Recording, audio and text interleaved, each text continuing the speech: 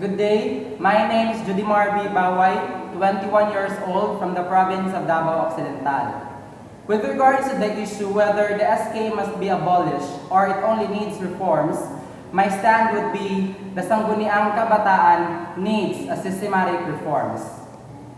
According to Senator Bam Aquino, it is the right time to have reforms regarding SK so that for the next batch, there will be an organized and better system.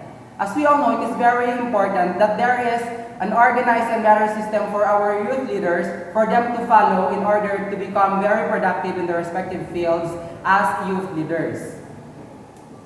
With respect to those youth leaders that done their part towards nation building, it is observed that SK is considered to be a breeding ground for corrupt politicians.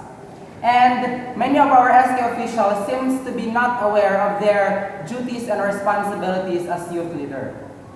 For example, in our barangay, our SK chairman did not perform well. In fact, she discarded her studies. As youth leader, we need to become very responsible towards our duties and responsibilities to our fellow youth.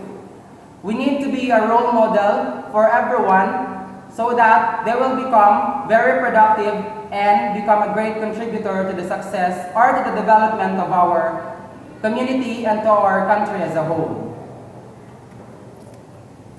It is also very vital that the Youth Council or the SK must work hand in hand with the National Youth Commission in planning projects